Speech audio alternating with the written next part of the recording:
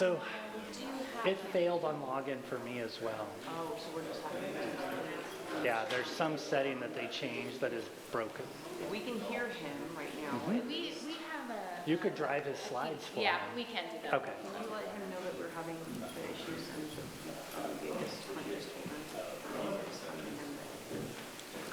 But we're not even on the Teams. We may not. Can you talk through this? we've already talking to him. Yeah, Okay, we can hear the perfect. audio, we Okay. just can't. Well, as long as we didn't lose him, because now his video's gone. We need to check with him. Jason, are you still on Teams? I am. Yep, I'm still here. Thank you. I'll be back. Mayor, we're good. If we just kind of move this along. Okay, so, all right. Welcome to the June 29th City Council Workshop. And we've got a few items on the agenda. We're going to start with Washington-Midland Redevelopment Opportunity Plan. And looks like staff will take over with the presentation shortly. Good morning, Mayor, members of the council. I've got a short introduction for you to tonight's somewhere in the world. Today's workshop, and then most of it's going to be turned over to Jason Graff, who we've had, it looks like maybe a couple of technical issues. We have him online. But just to orient you quickly, the subject and summary today is to give you a progress update on the Washington-Midland Redevelopment Opportunity Plan. And this is going to be from First 40 Feet, which Jason Graff is a principal of. And we also have two other sub-consultants on the project, Leland Consulting Group and Apex Companies. And their two main goals to relationship to the council goals, economic growth and housing and homelessness. So this kicked off last year, June of 25, when the URA board gave direction to proceed with this plan. In December, at your board meeting, you passed a resolution that gave the city manager ability to enter into a contract with First 40 Feet to prepare the plan. So we are well into it now. It's the total planning process is about 9 months. There's, in the contract that we have with First 40 Feet, there were 3 community forums, 2 of which have actually already taken place. A lot of stakeholder interviews, which honestly is a huge part of this process. You know, being able to sit one-on-one in rooms with owners, with developers, with engineers, and just sort of pick their brain. You know, really can't get a more quality project than that, where you have the time and the investment put in to do that kind of conversation work. So that's been a big part of what they have done to date. And Jason will share a little bit of his findings from that. The other piece of the project is the commercial market analysis, and we did send you on Friday a copy of sort of an initial cut of that. There's going to be another report coming out that will go into a much more detail about the potential for this 8 acres, you know, to actually deliver on certain types of products, on certain types of services. The report that we sent you on Friday is kind of more of that demographic analysis that sort of shows you here's where Grants Pass sits, here's where that census block sits in relationship to the rest of the city and the rest of Josephine County. Some helpful information, some more up-to-date information than what we've been able to share with you in the past. So hopefully you got a chance to look through that. And then the site and infrastructure assessment was the third key piece of the contract that the city has on this project. And that's where Apex comes in. They're looking at the infrastructure that's in the ground there right now, both on site and right around the immediate vicinity. So what are we going to do with the plan? The plan is ultimately going to be integrated into our comprehensive community development plan, and it's going to get really 2 main purposes. One is to provide a guide as we move forward with the project on infrastructure, land use, zoning. And then the second is really a tool that we use to, or will use to attract and experience developer investors, people that are interested on the private sector in looking at the site. And so this will be the opportunity plan is a document that we'll use to share with them to kind of market the project. End goal is really not changed from what it's been since the beginning. It's an attractive, vibrant, mixed-use hub that will help meet the city's pressing housing needs and serve as an activity and employment center for Grants Pass. The project was also listed in the 5-year implementation strategy that the URA board adopted. As far as cost implications, this is 100% funded through the URA. These funds, we've already had some payments be made, and of course there'll be about a few other payments coming. But this is a contract not to exceed $150,000 for all 3 of those activities that I just mentioned. So that's all I have. I'm happy to answer questions at the end, but I think we're going to just jump into Jason's presentation, and he'll kind of review this. So. Julie, we do not have him. He doesn't have the ability to do this on his end, right? Right. He can hear us and we can hear him. Okay.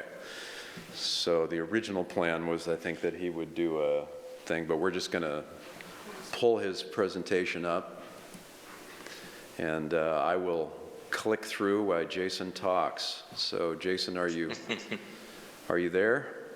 Yes, I am here. I've got the presentation up as well. So as long as we're queued up, if you've got that big orange cover slide ready for council, then let me know, and then I'll get started. Yep, we're on screen. We have the first one. It says Washington-Midland redevelopment opportunity plan, City Council workshop number 1. Great. Are we ready? I think so. Yep, Okay, we're ready. Go let's ahead. do it. Excellent. Thank you. I want to thank you, council, and city staff for allowing us to work in Grants Pass. I absolutely love it. I love the setting. I had an opportunity to work in the community in 2014 on a couple of projects. Really excited to come back. This site, I think in particular, has a lot of potential, so let's get into it. Our agenda today is just to review the project progress, summarize what we've learned. Bradley's sort of tuned you in to sort of who we've been talking to, but I'll give you a little more clarity on that outreach effort. And then as we get near closure at the end, we're going to look at a variety of preliminary concepts. And there's really some feedback that would be helpful for us in terms of development direction, some infrastructure improvements. And so I think just getting pulse of your interest and priorities, I think, will help us too as we move forward. So let me get into it. Project area, I think most folks are really well attuned to where we are in North Grants Pass between Highway 99 Washington Boulevard. That's basically from the fire station in the north down to Midland Avenue. And, you know, the work scope Bradley covered with you, so I won't get into what we're working on, but effectively we're trying to figure out what type of development seems to make sense here from a market perspective. What level of commitment might the URA put into the project to incentivize development? That's really kind of the bottom line. And then how do we get informed about what are the right metrics for what North Grants Pass can absorb? So we've been learning that from market analysis, but also talking to developers and others who are building in the community. Our timeline looks like this. Bradley mentioned 9 months. We're well into that, probably about 2/3 of the way. Our project is being guided by a couple of things. One is a project advisory committee, which includes a list of about 7 or 8 folks who own businesses, representatives of All Care, for instance, developers, and you know, folks who are invested in North Grants Pass, as well as your city council member is on our project advisory committee. We've had 2 touch points in terms of engagement. We met in April. Some of you were at that community meeting downtown, where we were sort of learning about the opportunities and challenges for the site. We call that visioning. It's like, what would you aspire to see on the site in the future, and what are the things that might be limiting that, and what types of things might be supporting that effort. So we learned a lot from that meeting. We had 12 stakeholder interviews, sort of every 45 minutes, every hour, we rolled in interviews and meetings with folks, some of which we did online separately. We did a survey at the community workshop as well as an online survey that lasted for a month. So we gathered information during that April event. We came back in June 18th and 19th to do a second go around. So we learned a lot about what people would like to see in the project area, what might be viable, and then we brought preliminary concepts to folks to review as the opportunity for what might be future development. And so similar thing, number of stakeholder meetings, we had a community workshop, we have an online survey that's going to be ongoing for another month, so about July 17th, we'll close that survey, and then we'll have some good information about some ideas of elements for development that people are interested in.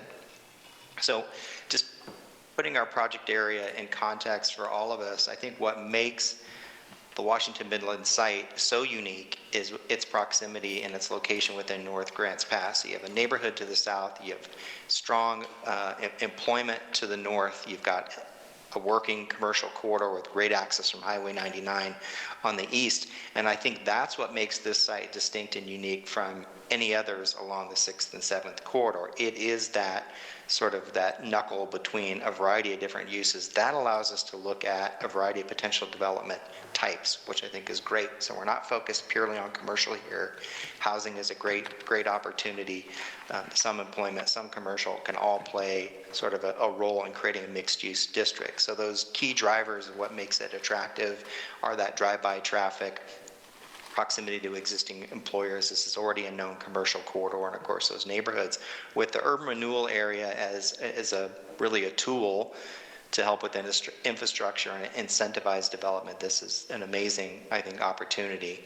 So when we look at the market potential from a high level, clearly, housing, affordable workforce, middle housing, those are attainable. There's certainly a housing need. We'll look at some of the analysis that came out of the market study. From a commercial perspective, sort of neighborhoods, specialty, local, retail seems to be the room for addition. I know there's some excess commercial citywide, but I think there are certain types of products that might be able to fit here. And then employment, certainly around healthcare, continues to be strong in this quadrant of the city. And again, I know there's some ambiguity about healthcare from a larger perspective, but I think here there's still some strength in that market. So the market findings then, if we think about housing, we look at that housing column, certainly there's a housing need. You've got approximately 4,000 new units by 2040 that you're targeting, but your production, your absorption is about 100 units per year. So maybe this is an opportunity to increase that yield on this site. Affordability in the community does remain, that is a major challenge in terms of cost of construction, the ability to afford rents, or the ability to purchase homes. So we know that cost is a factor locally in the community, but when we're seeing projects that are being built, we've talked to developers, much of that is affordable housing. There is some, market rate townhomes, condominiums, so there's some room in that market as well, but we're generally seeing right now with the cost of construction and the ability to pay rents that affordable products tend to be more marketable in the near term. Doesn't mean we can't aspire for longer term goals here. It's just getting a sense of the reality of where we are today. That commercial column, you see localty and specialty retail, that seems to be still a point of access and maybe an opportunity to recruit some of those types of uses. From a community perspective, they would love that, so we'll touch a little bit on what we heard from the community side about what neighborhood serving retail is and how that might be beneficial to folks who live nearby or work nearby the project area. This idea of a grocery store, certainly North Grants Pass does fall out of that one-mile service area. Groceries are difficult to pull off, but it's something that should be explored in North Grants Pass. If it isn't this site, it may be other sites, but in any case, that seems to be a potentially attainable use to pursue down the road. And then, as I mentioned, the medical office remains still a strong employment use, and projections anticipate you see their employment growth through 2034 of around 13%. The URA then becomes this amazing tool, really, to allow for potentially infrastructure costs to share as incentives for development. The fact that you own the land allows you to be able to extend the market in a way where you can try to target users, maybe not necessarily on near-term financials, although you do want to phase development, but you can think a little bit longer term and strategically think about some of those community benefits that can be accrued through your relationship and owning the land and partnering with developers. So what we learned from the community when we talked to folks either in the community workshops or in the one-on-one meetings from a community resident and owners, that they consistently supported this idea of housing choice, both at townhomes and some apartments. So we saw folks were potentially interested in both of those. This idea of improved walkability, that as we rebuild infrastructure, that it have decent sidewalks, street trees, the buildings are oriented to the street. Folks value quality development. The types of development they'd like to see, a grocery store was number one, but neighborhood serving retail, something you could walk to or bike to from your house, drive as well. But just that convenience of having things close to home, especially in a location here where people already live near schools, they live in great neighborhoods, employment's nearby, and this is just an added amenity that they see the potential for. Our project area stakeholders, if you talk to folks who are in the project area, you know, addressing the homeless issue is one of the critical things that they'd love to see some forward movement on, just because of the vandalism and some of the instances of folks hanging around the project area, you know, moving in a more positive direction would be great. There are some parking conflicts. People own buildings, but they don't own the parking. So the planned unit development, which is an overlay on the project area, there'll need to be some work to sort of determine sort of how we can help with that issue of parking and building ownership. And then everyone is excited about encouraging investment. So I think this is it's the positive aspect from project area stakeholders, that they're really excited about this opportunity, and the city leading this effort is a good thing. So with the URA, we know public investment incentives can help attract private development. I mentioned this, phasing over time is definitely a possibility. Near term, maybe housing, longer term, maybe some other uses. But we have an opportunity also to think about infrastructure that people are really proud of, and we create an area where investors want to be. So it's a lot of upside. So I want to hop into, as we dissect all that information, we want to share with you sort of three concepts that might be considered here. What could happen on the site? And again, this is kind of a fantasy, but what we're doing is, what is the capacity for development in the project area? And so concept number one, which we call the Midland Market District, says, hey, what if we lean into more increasing our employment and commercial development as a key focus for development? So orienting, expanding the healthcare suites along Highway 99, and some commercial development there, the visibility of drive-by traffic, and then on the west side of Bunnell's the north-south Gray Street through the middle, focusing housing there between Washington and Midland. Franklin Marketplace looks at a more balanced perspective, where we increase a little bit more the housing density. We still maintain some of that commercial development.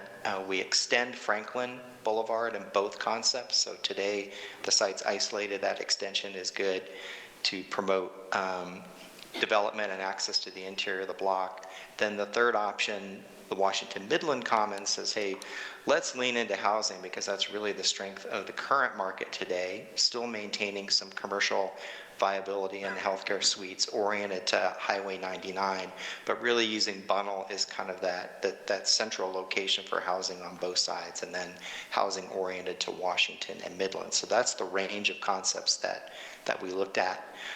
Bradley, are you keeping up? Yeah. Bradley, I want to make sure, you're on Midland Market District? Yes. Okay, great. Yep. Because I haven't been saying next slide, so thank you. So let's look at a development summary for the Midland Market District. And again, what we're talking about is, we've got Dr. Heidinger's office, we have some underutilized buildings to the south. The city's purchased a property just west of that. This is the idea of saying, hey, if we lean into the healthcare suites, we already have Planned Parenthood and all care offices up on Franklin Boulevard, but look for an opportunity to expand that and create kind of a node if you will, of healthcare related development. So what you see is a new building in those blue squares in the middle of the page in the upper left. That's a new 2-story office suites where now you can have clinicians or care providers could then be in kind of a single facility, but you've got those complementary uses in and around in the blue. And then you take advantage of Franklin Boulevard being extended through to add commercial storefronts along the north side of that extension. So you got that drive-by visibility. And then we looked at the building at the lower right-hand corner, the one that's been vacant for such a long time, 10,000 square foot footprint. That's not bad for a specialty grocer. 10 to 15,000 tends to be the sweet spot. We've had some initial discussions about the potential for that.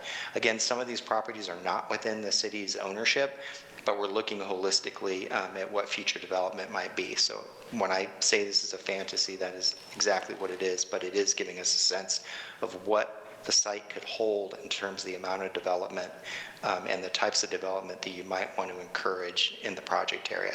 So you'll see the housing units here, we've mixed between apartments and townhomes. So you see the 78 multifamily units, that's in 3 buildings, and then the townhome units oriented to Midland and then portions of Bunnell.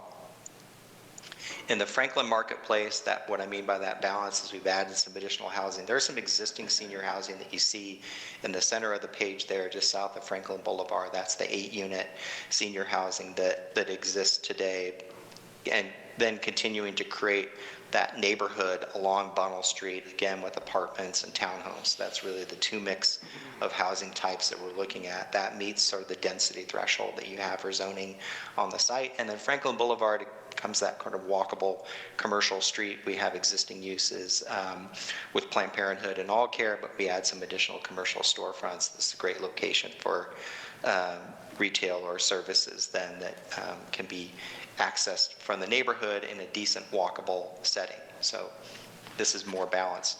Increase in residential density from that first option because we're moving from commercial to a little more housing. And then option 3, the Washington-Midland, says, hey, let's go all in on housing. Let's take Bunnell as that central spine. Again, townhomes and multifamily apartments on either side. You can see the unit count then moves up, and we still hold those commercial properties along Highway 90 and 9 with good access and visibility, continue to encourage commercial development along that edge. No extension of Franklin Boulevard in this concept.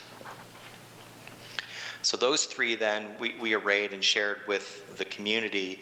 You know, the first one, that's leaning in more maximizing economic development and commercial investment. The middle one is suited for kind of a balanced approach for supporting housing and some commercial development over time. And then the third option really best suited for meeting housing needs and building, you know, that strong resident base in the district. And so what we heard from the community around development in particular, the grocery store tended to be something that people really leaned into, and you can see then from a holistic development perspective, this idea of good walkable infrastructure was important. From a commercial retail perspective, retail storefronts were desirable. Who doesn't want to have retail or dining close to your home? And some of the aspects of the public open space that's incorporated with the housing, that was also deemed pretty important from folks. From a housing perspective, you see senior housing tended to get a lot of votes there in terms of who you'd be recruiting the district for. And then if you were to rank the Midland concept, Franklin or Washington, the Midland Commons, then you can see sort of the community was leaning more toward that balanced commercial and residential concept. So it's really sort of leaning into 2 different things here. If we go in strong with housing, let's say, and we focus that is our efforts, and we know there's near-term access for that market to take off and allow for the commercial and employment to take a little bit longer, but you still got great visibility, but you lean into the housing part, that's really going to respond strongest to the current demand. And not only from a market perspective, but then also addressing your housing need. Anecdotally, more people living in the project area is going to support your commercial development down the road. So there is some benefit to leaning into the housing early. I think the goal here in maximizing housing is it's market ready to bring that in. Balancing housing and commercial, it will support a greater mix of uses, and will have as much as housing is benefiting the whole community, having a node along North Grants Pass where you can get to goods and services close to your house, there's some level of employment and housing, is also a really good mix. So you're not leaning in primarily into housing, but you're allowing that variety. Either one, I think, generally offer the variety. It's a little more balanced on the second option. So we have a few questions for you all in terms of what we should be thinking about as we begin to land on kind of a preferred concept. And so I'm going to let these questions sit here for a moment. I think it's time for me to pause and take any questions from council, but I think I'd like to come back to these questions if we can. And maybe there's a council member who wants to lead that discussion. I'll open that up to the group. But thanks for your patience, and I'll pause for questions. Thank you. That was a lot of information really, really quickly. So anybody got questions, obviously? Victoria. Hi, thanks for the presentation. When I was able to go to one of those public meetings, and I know that in that meeting, the traffic on Washington was discussed by a lot of people who lived there in the neighborhood. And one of the ideas that just came out of a short conversation was closing Washington on one side. Did that make it? I'm not saying it's a good idea or I agree with it. It would need to have a lot of having looked into, but the speed on Washington is of great concern to people who live there. So did you have anything to say or respond to about that? Sure, a couple of things, because Aaron Kubik announced that the city would be interested in putting a camera out there, which they did. And so an initial count and measure of speeds was done. And I think generally the street isn't, yes, people are exceeding the registered speed limit, not in an astronomical amount, but there's certainly some increased speed on the street. So I think there was some good justification that is happening. What we're suggesting as a part of future infrastructure improvements is looking at Washington and Midland to do a few things. Think about curb extensions over time so you can narrow that distance for crossing at the intersections. And if you do that in multiple locations, that causes a bit of a narrowing of the roadway. If you all notice that the curb to curb along Washington is really wide, much wider than it is to the south in the neighborhood, and even further north.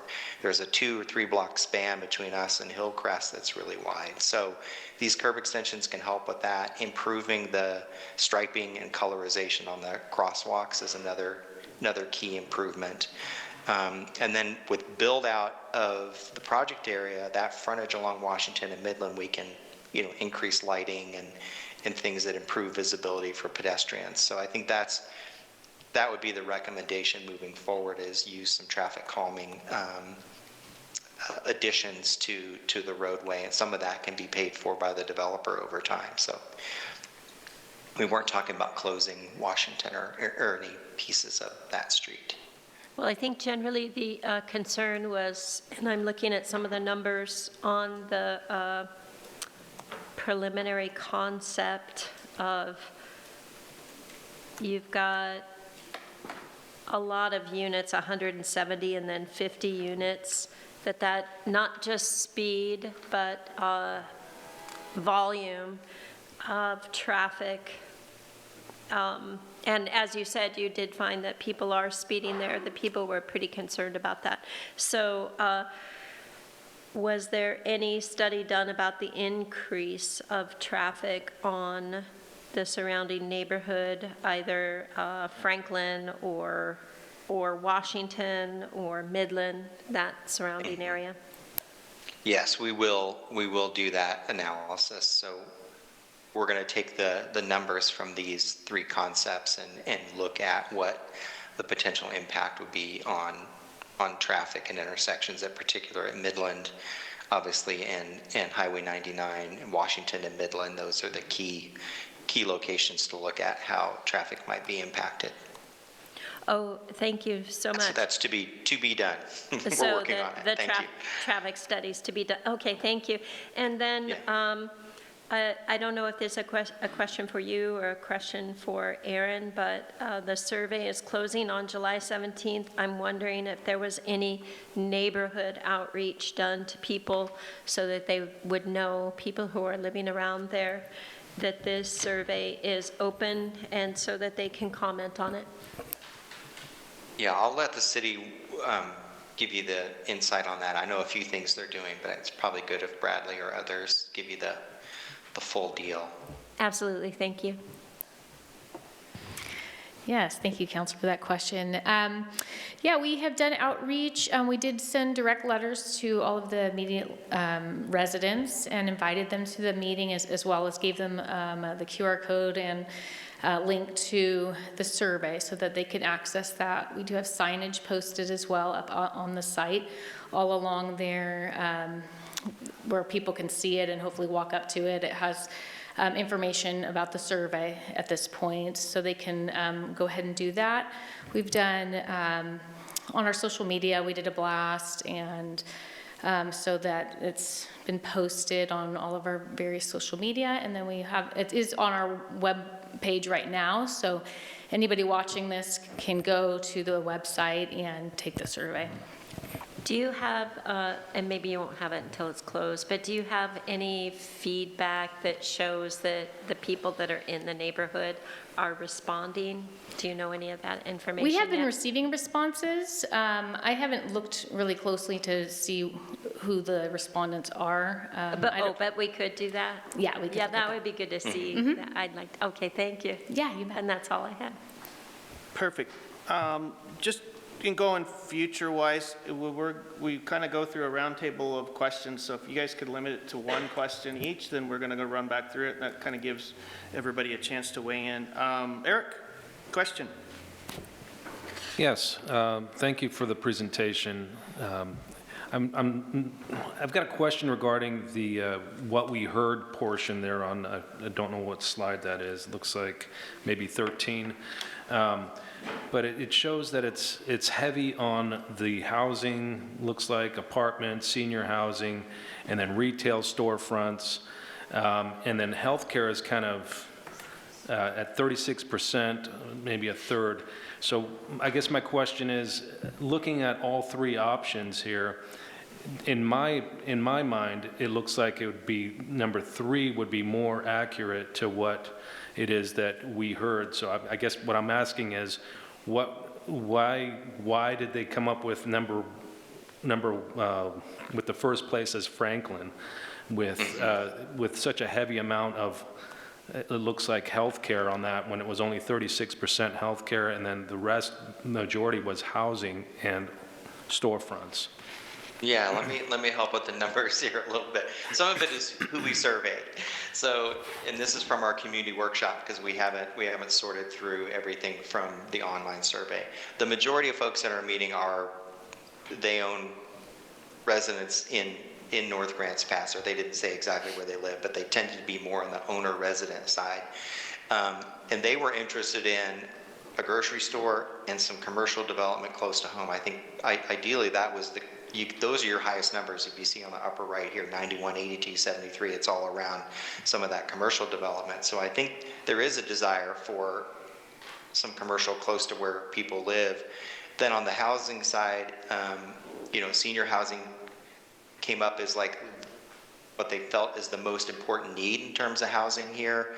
And so I think that's where you see that number. I think in some instances from a community perspective, having, for instance, let's say too much housing, they were less inclined to have that. They seem to be more excited about neighborhood serving retail than how much housing there might be. So I think that's why one sort of landed as the is the winner because it was offering that neighborhood serving retail or commercial at the same time some housing. So. Okay, thank you. In terms of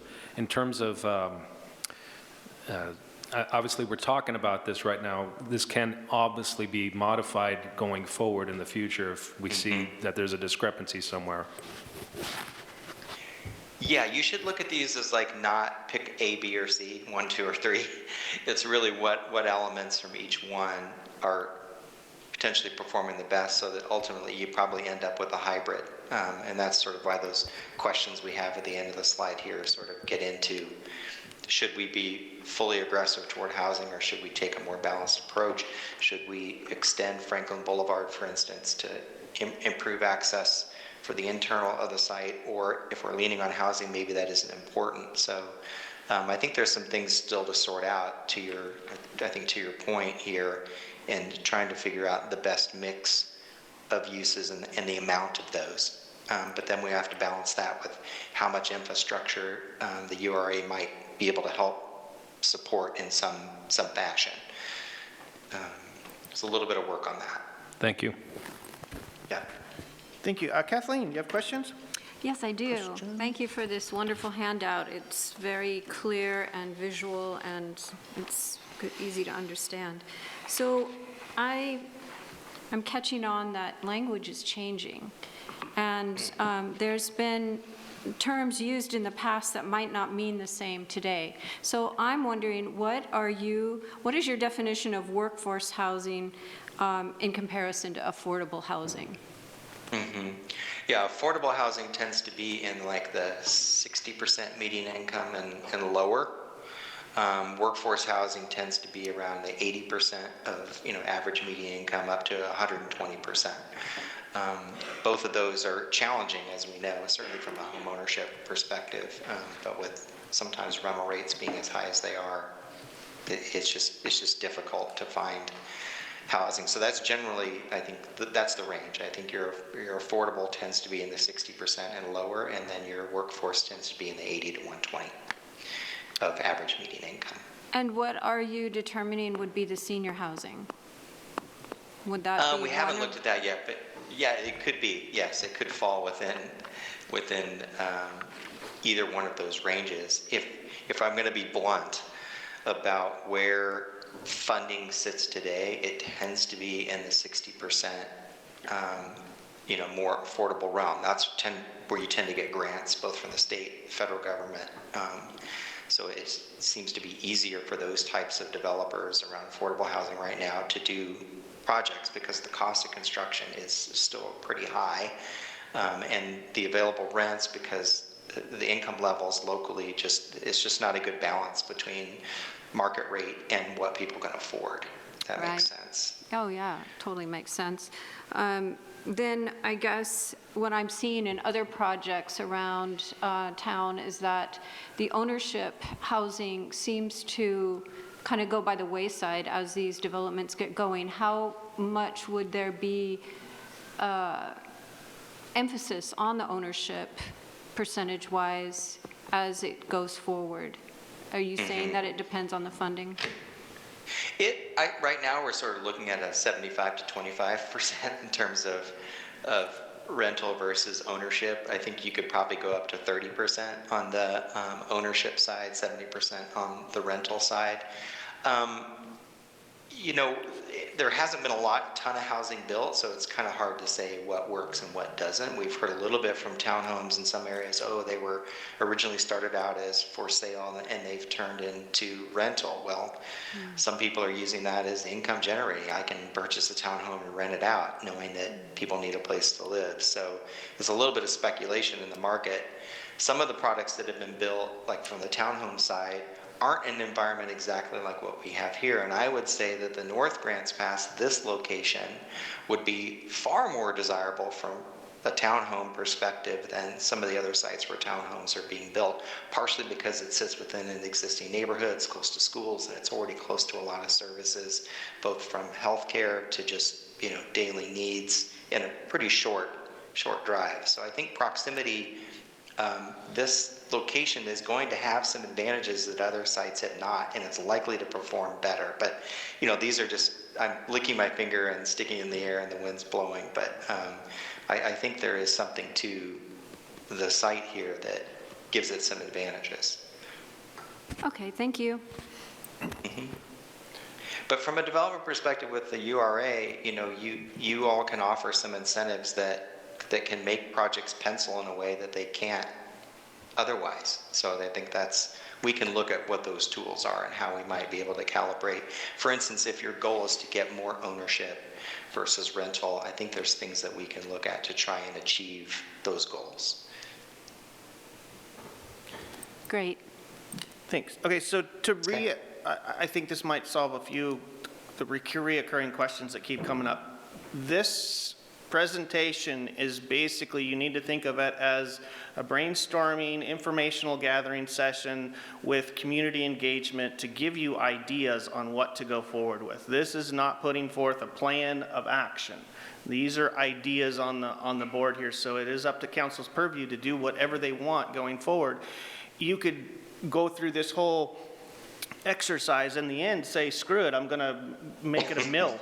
It's up to your guys' purview. So all the questions about actually how this is implemented are kind of a little bit misplaced at this moment in time.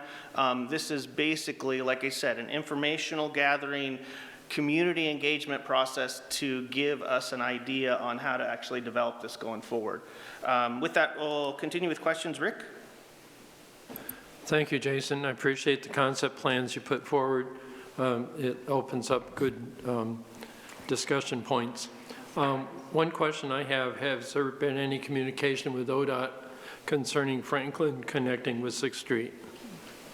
Yeah, we have, our Wade with Public Works is, has those representatives lined up. So yes, we will fully integrate ODOT into these concept reviews, and so that's on our list. We haven't done that in our in-person stakeholder perspectives, but that's part of our checklist, as well as looking at our infrastructure needs here.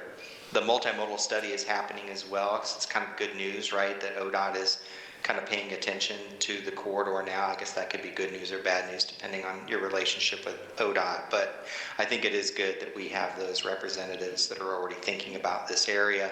We've been, trying to, as we extend Franklin through, to show some access management that we're doing. So for instance, we're integrating the new Franklin extension with Dr. Heidinger's, access to his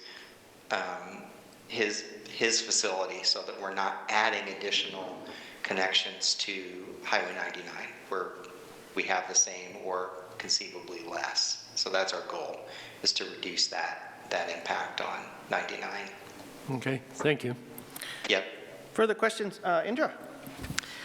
Yes, as you're laying out the multifamily apartments and townhomes, are you looking, we seem to have a problem or a change of parking. It seems to be a problem in some areas. When you lay that out, are you using minimum parking spaces for high density? You mean like the actual size of the parking space, or just like what are our numbers? Like is it 2 spaces per unit, or? Right, the numbers, so that there's adequate parking and not a lot are going to be out on the street. Right. Well, we've targeted 1.5. So what you see here with the buildings and the number of units and the parking configuration, both Bunnell Street sort of acts as a parking lot in several of the concepts, because we're doing head-in on both sides. It's just a typical 2-lane road today. So these designs then are looking at 1.5 parking spaces per unit, except for the townhomes, where there's 2 parking spaces per unit, because that's built into the building itself. So that, I think that would meet sort of what the developers would anticipate they want to develop. Certainly anecdotally seen some other projects where there's a lot of vehicles and people are trying to find places to put those. So the housing number and the parking number, those can all be calibrated to, suit what the desire is. So if 1.5 isn't enough, it needs to be 1.7 or 1.65, that can be calibrated. Thank you. Rob, you got a question? Yeah, thanks, Jason. Yeah. So, a couple things. When, while it is slow-moving and sometimes cumbersome, the getting funding for low income, whether it's that 60% median income range, can be slow. It does seem like that there is a pipeline through state and feds to make that happen. We've got at least 4 of those projects right now that are either completed or actively working towards that. But as far as, so we know that there is a way to get funding for, again, and it can be slow, but there is a way to get funding for low income. So if council were to decide that we valued workforce housing, and I know that I think you just used the definition of maybe 80 to 120% of the median income. Doug Walker, who used to be the chair of the Housing Advisory Committee, feels that maybe should be 150%, 80 to 150% as workforce housing. Have you spoken with any developers as to what it might take yet to incentivize housing like that would not necessarily be able to get federal and state help, because that typically is for the 60% and below? Have you spoken with any developers as to the kinds of help they might need if council wanted to incentivize workforce housing? We've been talking to a number of different folks, and I think what Chris Zahas with Leland Consulting will do will say, okay, this is what I've learned from generally the cost of construction.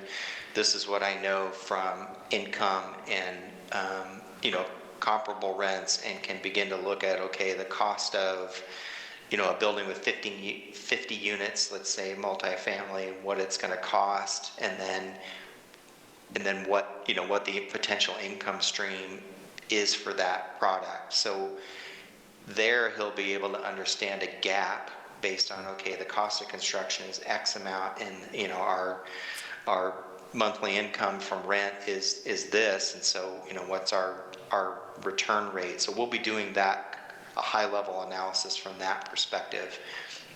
If there are directly sort of workforce housing developers, I think we've talked to some who probably do workforce and affordable and kind of all of those. But I think coming back with what we've learned from running the numbers to sort of truth test those, that will be a good next step. Okay, so you haven't done that yet. I guess no. When you're talking about that 80 to 120%, those would be people that would be making somewhere between $48,000 and $90,000 household income, so that you'd know exactly really what the rents would have to be so that they wouldn't be rent burdened. So we know exactly what the rents need to be, but you haven't really even begun that part yet. So everything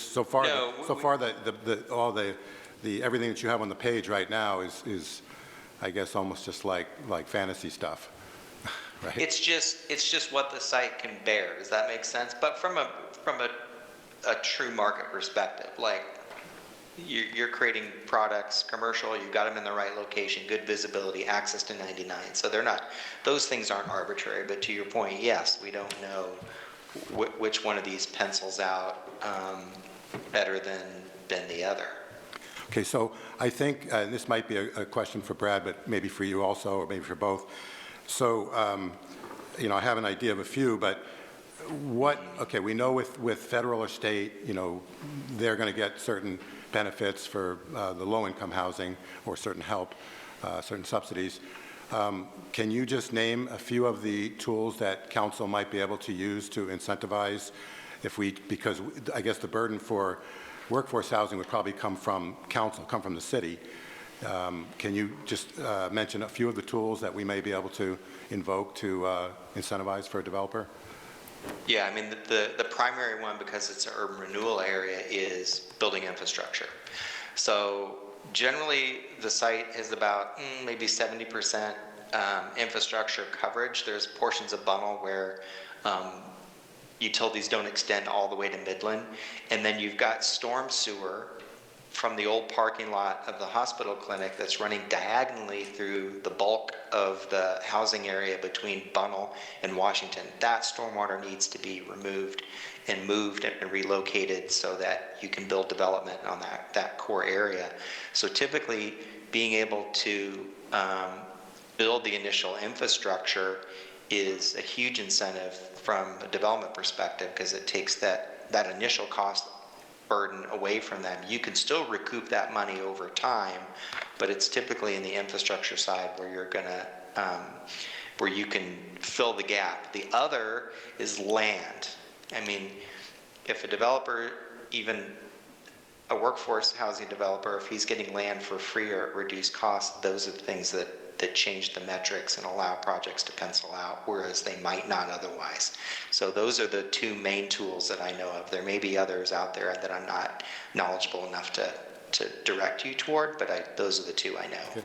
So the first one is like, and correct me if I'm stating this incorrectly, but so SDCs would basically be backfilled by URA dollars or something like that. Is that an accurate way to say that? Because you got somebody has to pay. You could manage your SDC costs to try and calibrate to help fill the gap. That's another tool. I didn't mention that, but that's a direct tool that you already have in place, right? People are already paying system development charges, but maybe there's a reduction for workforce housing, for instance. Okay. Thank you. Yep. Thank you. Joel, you got a question? I just have two. First, I have a compliment. I thought the package was very well prepared, and I thought the economic and social assessment was superb. So Okay. I thank you for that product. It was really high quality. It seems like among those three options, each of them would take, given the market analysis, run a different risk or a timeline of being accomplished. For example, if you went with a market business-heavy alternative, and that is there's already a lot of vacancies in the city on that, that might take a lot of time to accomplish. With the housing, depending on the type of housing, that may be different. So I was wondering if in the future, as you go through, if you could have some kind of risk rating on chances or whatever of finishing it within 5 years, or getting the partnerships and the accomplishments for a particular alternative done within a certain time frame. Yeah, I think I'll talk to Chris about that. I think being able to couch it in those terms will help with evaluating both the risk and what direction you want to go to, because I think that's our next phase, is to lean in to try and come back with a recommendation on the mix of uses, to your point, so that you can move forward. I love what you mentioned about a 5-year time frame. What's achievable across these three within a 5-year time frame? Maybe it's a mix. It isn't one or the other. So I think the other thing about risk is the cost and building of infrastructure. So Franklin Street seems like a really important connection because it improves access to the interior of the site, and it just allows people and customers to get to the product, whether it's a home or whether it's a business.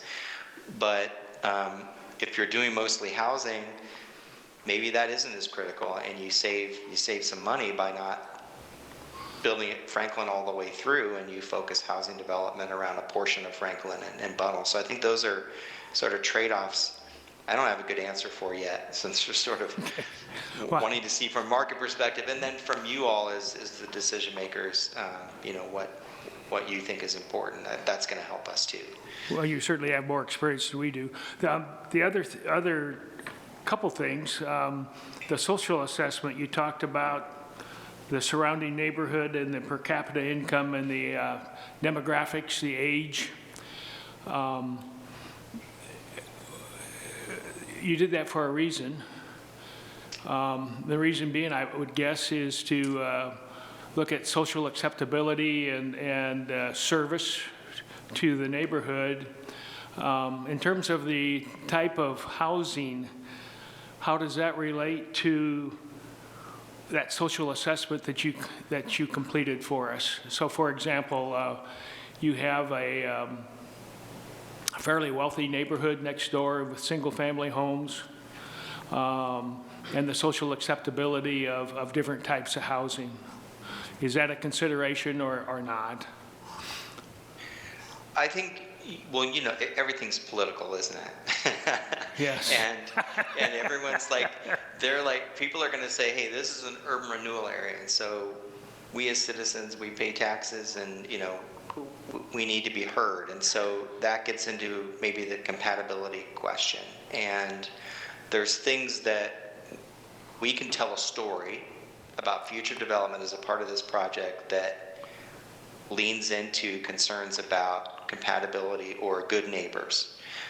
We can't change anyone's personal belief about change. And what I mean by that is most people don't like it, and they're going to tell you every horror story there is about it. All we can lean into is what is the need in the community, and how can this site contribute to that? One of the needs is housing. It's desperately needed, not just in Grants Pass, all over the state, everywhere I work. It's really important. Quality of development is also a good consideration. Having a good neighbor is important. I mean, I like that neighbor, but I like what they built. And we can control that to a certain extent with the URA. So I think the best bet is to try and say, hey, we're going to try and work toward building a nice asset to the neighborhood. A little bit of walkable retail commercial. Hey, you can walk or bike with your kids or drive over there. Either way, it's close by, and you're going to have some new neighbors here, but hey, it's quality development. We got windows and doors facing the street. We got some open space for people to mill about. We set buildings back a bit, and we try and address some of those concerns, but we're not going to be able to, you know, address everyone's concerns. There's going to be change here, and, you know, the city's going to play a role in stimulating some of that change. Maybe we can do some things to improve safety on Washington Boulevard. We certainly can do that. Curb extensions, and then, you know, painting the crosswalks and making it safer and accessible for folks who are already in the neighborhood walking dogs or walking with their kids to school, whatever that is. There are benefits that the community can gain out of new development. So it's all about telling a really, really good story and hoping there's enough there for everyone that they can support it. And, you know, I appreciate your answer. We're going through some of that right now out of Allen Creek in the implementation phase. It's interesting. The last question I had, and it's basically a worst fear that wouldn't come true, but we have some economic sectors where there's a high vacancy rate, or at least some vacancy rate. And it seems to me like we could have an urban renewal area where we incentivize, and all we've done is move a business from one part of town to another. What's your, you know, address my worst fear that we really wouldn't increase economic or the amount of businesses, but we just relocate them?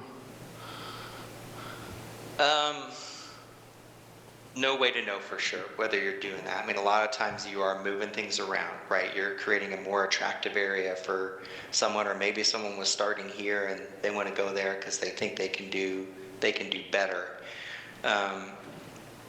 So at least that's not making businesses leave. So, but to your point, we're not adding new. You know, growth in markets, they tend to work on a national level, and I'm thinking in retail in particular, and we're just not seeing growth in what we would say, you know, national retailers. We're seeing a ton of compression, and some of that has to do with why you're seeing vacant spaces, or you're seeing turnover. So let's say that you used to have a grocery store in North Grants Pass, now that's Tractor Supply.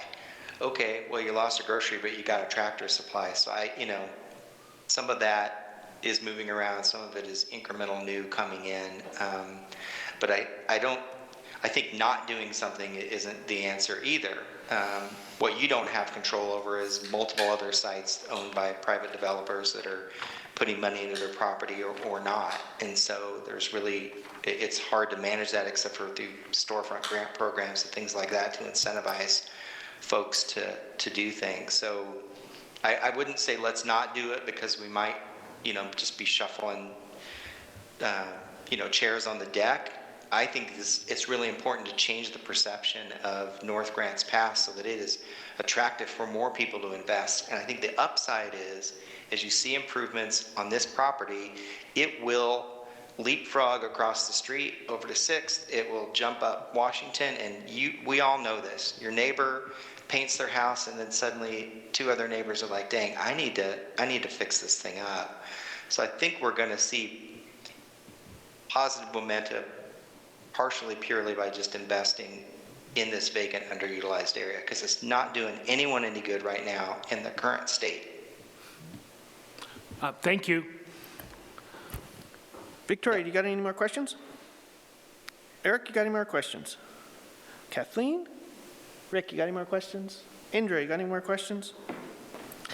Yes, just kind of going back to what Joel's question was, you don't have any data for like a small town, because there's a lot of mixed use going on, but a lot are in larger cities or the suburbs of larger cities where you have many more people. So you don't have any data showing as you open a new mixed use what happens to like downtown or older areas. No data on that. Well, I think it's all comparisons, okay? If we're adding some commercial development to this site, and we're in the range of 10 to 15,000 square feet of commercial or retail, that is not enough retail to create, let's say, a new epicenter of downtown retail, if that makes sense. So G Street has this amazing quality, and the surrounding streets there, which make it really attractive, primarily around, food and beverage. That's really strong in that area with some retail as well. So this isn't creating enough energy to compete with that. So that's not something I would be worried about from a downtown perspective. I think the issue of having excess commercial in a number of places around the city is really challenging. But I don't think the amount that we're putting here is going to, is having a major impact on those other areas. I guess that would be my take on it. If you were creating a new lifestyle center here where we had a block or 2 of retail on both sides of the street, or we were adding 50, 100,000 square feet of new retail, that would be a direct competitor to downtown and your other commercial corridors. So, but we're not creating something of that nature here. Okay, and then one more. Dana, you mentioned surveys went out to the immediate area. What's the immediate area? There was mailings, to the Right. immediate neighbors, Yeah, so I need the residents that are immediately on that block so that they can see, it's actually within we did a 200-foot radius on that. That is the easiest way, I guess, to explain it, but it's everybody that's directly impacted around that block. Okay, so not very far. And those tiny signs are so tiny, I can't even read them, and I go by every day. Is there a way to put up more of a larger sign or billboard where people can actually read it as they drive by? Yeah, we can work on that. Thank you. Rob, you got any further questions? Yeah, a couple questions and a couple brief comments. So, Jason, you reminded me when you talked about people walking their kids to school, there was a question at the second public forum about whether or not you had reached out to the school district about any possible impacts that development could have on North Middle especially, and possibly Highland Elementary. Have you done that? We have that on the list. That was a great comment on our June 18th meeting. So yeah, we have them as a stakeholder. We haven't brought them these preliminary concepts, but to your point, we need to do that. So we're going to add that, make sure that we touch base with them. So in other projects that you've seen of this size, typically would this parcel be divided up, and would there be multiple developers involved who might specialize in one part of this or another? or would a city be looking to find a one-size-fits-all developer? How many different, how do you see that?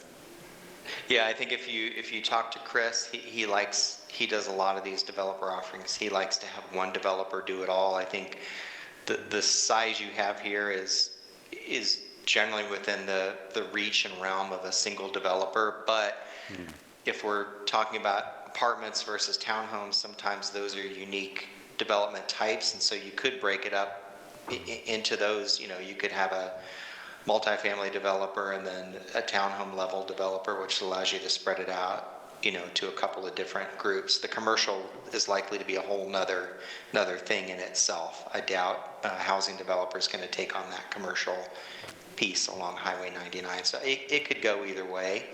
I think once we sort of understand the mix, then I think you'd look at how you might want to target either all or, to your point, breaking it up into multiple development projects. In any case, because of the parking issue we have with the planned unit development, we're going to be sort of making up some new parcel lines in that existing buildings that don't have parking. We want to show where that area could be, you know, given to or transferred over to those businesses, and then let's look at what are the development blocks we have here, and then to your point, whether we go to a single developer or multiple to be determined, but we could go either way. So I guess the point I was getting at there is that the people in the development community that I've spoken with about this project don't feel that there's any local developer that would be able to bite off a project that large. While they would probably be using local subcontractors, so we would have some employment benefit there.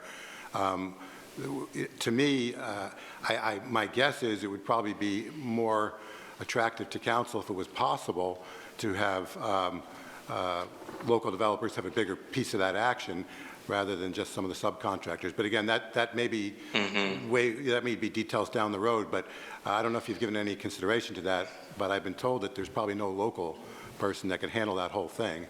Have you gotten any sense on that, speaking with anyone in your I haven't directly, and I don't know if Chris has or not, but I think, you know, the great thing is once you have a plan, you can start marketing it, in which case you may find that, you know, local developers could do, you know, a couple pieces of it. So I think we can leave that open to where we land ultimately. And sometimes these things go out as a larger developer and you don't get the interest that you wanted. And to your point, you find that if you break it into smaller pieces, then you might have more folks engaging the process. We want to get ahead of that, obviously, so that we're not, you know, creating a plan that doesn't sort of kickstart right off the bat. But so we'll be looking into that. And I think that's a great question that you pose, and something we need to think about as we're moving forward. Thank you. Any last questions? Victoria? Well, I don't know if it's the correct time for this or not, but on the very last page, you have asked us to look at 5 different issues, and I was just going to address that a bit, or do we want to do that when we come back to council discussion? So this is kind of an informational gathering session, trying to get everybody on the same page, so I think it's an ample time to start going through those questions if you want. Okay, great. So just based on what people have said and looking at the council feedback, first of all, it would be really great if the city could let us know if there are any developers who could do any one local, who could do any one or all of these, or if there was any interest in it at all, given the incentives that have been discussed, like infrastructure and land SDC costs and things like that. So maybe there was nobody who could probably take it on before thinking about those kinds of things. But it would be good if we reached out to local developers given these opportunities for incentives. So I would like to see that done.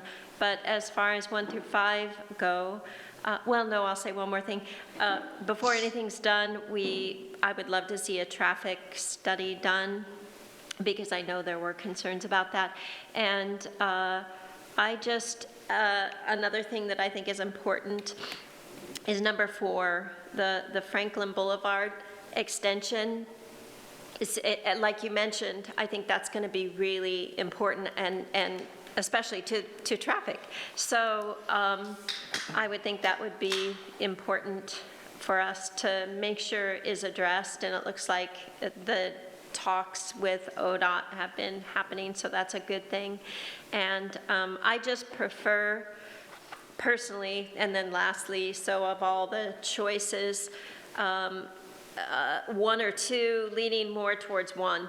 So because I would like to see more opportunities for business to expand. And I just don't see that 170 units up there of one type of housing and 50 of the other. If they were going to be, I just think that's going to be way too much. So that would be why I would lean more towards 1 or 2. And so I think that's it. So outreach for developers with the new incentives, the traffic study, Franklin Boulevard being extended, and then I personally would lean towards 1 or 2 more. Thank you. Thank you. Okay, so you guys have any last questions? None? Okay, cool. So we've been asked to kind of give some feedback in regards to the information that they've already gathered and the kind of the multiple directions that they've kind of laid out in front of us. So I guess council needs to decide, I guess first and foremost is, are you guys intending this development to be housing driven or mixed or commercial driven? Rob. Well, I just got to say that I was a little disappointed today that that the 30-page document that was sent to us isn't on the dais, because I frankly got a really, by reading it, I got a much better feel for what we're trying to do here and where the situation that the city is in right now as far as different types of development throughout the city. And that really helps put in perspective what we might want to do in the northwest section there. So I would like staff to provide the 30-page printout to all the councilors so they can easily read it, because there's a lot of information in there that directly affects and impacts the decisions we would make on this in the northwest. You know, it's, I mean, I have a couple of pages noted here that I was going to bring up, but since the packet's not in front of us, I'm not going to bother to do that because people aren't going to be able to reference what I'm talking about. You know, I have some ideas for sure, especially after speaking with people who are in the development community and have to make something like this actually work, what they think about it. But I think that there's so much information in that 33-page document that really puts in perspective what we should be, and I think we should be considering all of that when we go to make a recommendation. So I'm not comfortable without being able to know that all the councilors have actually looked at that and have a good idea what's in it. So does the council as a whole feel that they need to have more digestion in regards to what Rob just brought up, having to actually go through all the information that's been provided? We can get staff to do a printout for you. Is there an appetite for that? It looks like we got majority of council that would like to do that. Rob? Well, yeah, because, you know, things like, you know, what the saturation of retail space is around town. And they mention in that document that retail is stagnant and has been for 10 years. You know, so things like that, what's actually going on in the rest of the town, I think is really important to consider as far as what we want to potentially try to encourage up here. Not just encourage, but in some cases incentivize. But to really know the status of what's going on around town, to know exactly where the reach is for different businesses and supermarkets and things like that, it's all in that 30-page document. So that would be helpful. Okay, and it sounds like the council has an appetite to get a paper copy of that version and digest that. So any further discussion before we kind of table this? It looks like Indra and then Joel. Indra?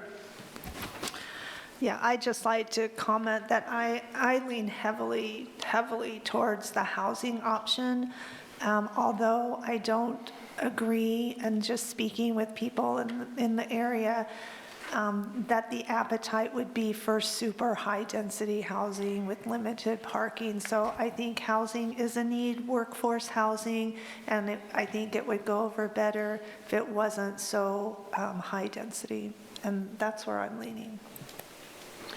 Joel, you have further comments? I just had a quick question. It seems like it's kind of premature at this stage to identify a preferred alternative, given the process that was outlined for us. Is that correct?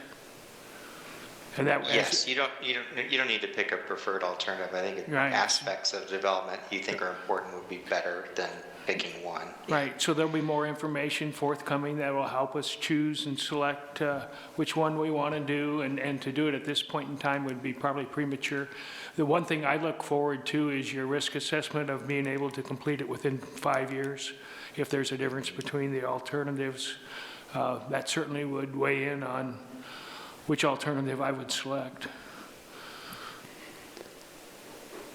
Could I come on, Mayor? Absolutely. On that? I just pulled up the timeline. I just wanted to underscore that point. You know, there's 5 months left in this process.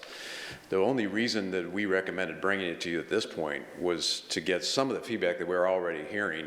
But it by no means was there an expectation coming into today that you're going to say, yes, this is number 1 or number 2. That was not an expectation on the consultant's part, on staff's part. The remaining 5 months, you can see a lot of refinement happening. A lot of, and at the end of the day, when we come out of this, it doesn't even mean that this is exactly what, you know, is going to be built. I mean, these are concepts that reflect a community conversation, and can the councils and the urban renewal agencies' priorities. And so those are going to be very carefully laid out. And then to Councilor Pell's earlier point about the incentives, I think you will definitely see in the opportunity plan some recommendations on how is it best going to leverage future development. Is that actually completing a water main? Is it moving the stormwater so that that parcel can be more, you know, effectively developed? Is it giving the land away for free or at a low price point? You know, these are some of the more detailed conversations that will be in there. But yeah, in terms of how you end today, I mean, our expectation was just, you know, the ideas and the high level feedback, I think, is super helpful. So thank you very much for restating that, Brad. And I don't think we were trying to kind of go down that road of actually making a final decision. So I guess question back to you, Brad, and the consultant is, from the initial feedback that you've got from all council today, is there one of these 5 items that was listed from council feedback that we have not necessarily given enough information or feedback for? And I'd ask both of you guys if there's any. I kind of just want to wrap this one up, so I just want to make sure as if there's any missing information or questions from your guys' side for council, that we address that now. If not, we will say thank you and move on. I'll start, and I appreciate the feedback, and no, I don't have any additional questions beyond this 5, and I think the 5th one, which is, are there additional issues? I think some of those came up clear from council, certainly around traffic impacts, outreach to developers, so I appreciate that there is some more information that needs to be gleaned, and to Joel's point of, yeah, being able to provide an assessment of the feasibility, you know, looking at a 5-year time frame is a good one too. So no additional questions from the consultant team, and thank you very much for your feedback today. Thank you. And I would echo that. I think we'll take the conclusions of the survey, which is still open, take those comments give you a more detailed report back on what the survey results said. You know, how many did we hear from? Where are they from? We heard from Councilor Marshall on who is it that took the survey. So we'll do that, go through today's workshop and kind of piece all that together. And then, yeah, we'll be coming back to you. So I think we're good. And you have full understanding what the council is requesting in regards to that 30-page document? Just getting a copy out to everybody? Yes, we'll get that. You should have received the digital copy, but we'll make hard copies and get that to you. Okay, perfect. Thank you very much. All right. Thank you. Thanks, Bradley. Next on the agenda is water incline rates, and I will hand the podium over to Jason. Did you get a chance to look at that document, the 33-page document? Nope. There's so much information there about what's appropriate for grants. It's fascinating. Be over and above this area, just the overview. It's just fascinating. Thank you, Mayor. Thank you, Council. I have a brief presentation for you today, and then would look for more direction if you want to move forward with any changes or potential changes. But it's basically just an explanation of our utility rates, both on the water and the sewer side. Find all my buttons. So this is strictly informational to let you know how we got there and what the rates are and why they are where they are. Your relationship to your council goals is both fiscal stability and infrastructure, because as you know, our rates are generated and built around the ability to provide infrastructure services as well as operation and maintenance costs. So by way of background, the last major update to the utility rates was in 2016, and city staff contracted, or that's when it began, contracted with FCS Group to evaluate the utility rates ahead of major upcoming capital projects, both on the water and the wastewater side. In the months leading up to November of 2018, staff and FCS presented multiple rate scenarios for council consideration before finally landing on a single scenario. At council's direction, refinements were made both to minimize the amount of increase and ensure that costs were equitably distributed amongst the customer classes. So when we do a rate study, this is the process. This one was stormwater specific options that were kind of out there to the side since it was a new utility altogether.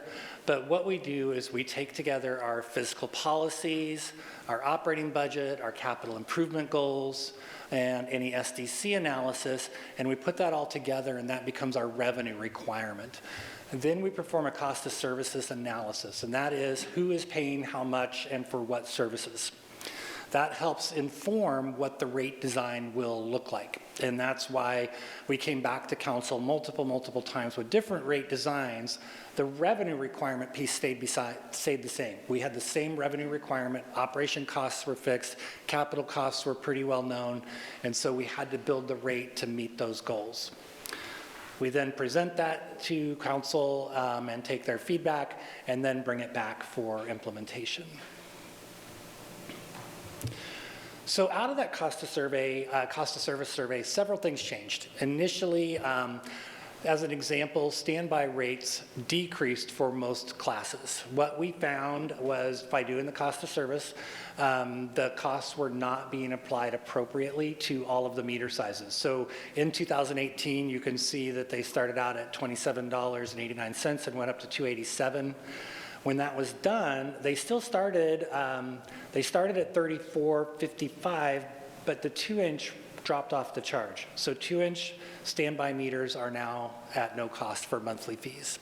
But the 3-inch went down by $4 per month, and the 10-inch went down substantially. So we made a bunch of changes there. Other major changes were we changed the tiers and the way that the water was charged out. We had a 3-tier system, and that went to a 2-tier or a 4-tier system, with the bottom tier being designed to provide that lifeline water use. How much water does somebody need in their household at the bare minimum consumption? And at that time, council also added the water treatment plant replacement fee, which was to partially cover the debt service. The fee is tied to the debt service, so it will sunset at the conclusion of debt service. And it is not tied to the consumer price index, which means that it cannot increase without council action for the life of that fee. And that's just a brief look at our fees for all meter sizes and the treatment plant replacement fees that are available on our website. So why inverse block rates? These are often used to encourage some level of conservation while ensuring that basic water demands are met affordably and that costs are distributed equitably among the water usage classes. So you can see our water tier rates, but to get into a little bit more of why we use inverse block rate tiers. So water treatment plant capacity, as you have recently found out, is incredibly expensive. So by encouraging some level of moderate water usage, we can defer future treatment plant upgrades, we can put in smaller pipes in the ground, and basically reduce the capital costs that the citizens will incur in the future years, saving our citizens money. Also, the Rogue River is a precious resource of the city. While we have water rights to support much more water usage, the Rogue River should be one of our primary focal points, and we should encourage some level of responsible water use to protect that resource. Also, inverse block rates are one of the primary tools required by the Oregon Water Resources Department to comply with water management and conservation plan goal rules.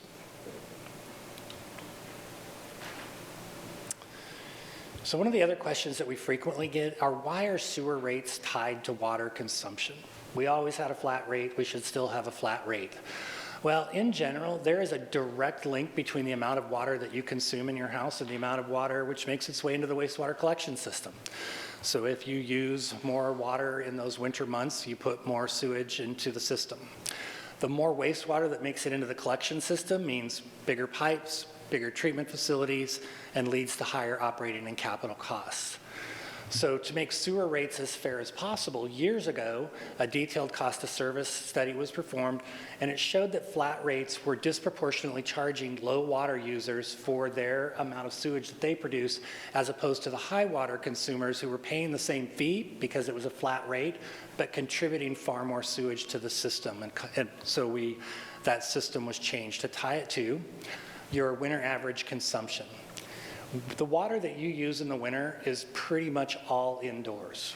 You're not out watering your lawns, you're not out watering your gardens, and so by taking that winter average consumption, we can assume that that's the amount of typical water usage that you will use year-round.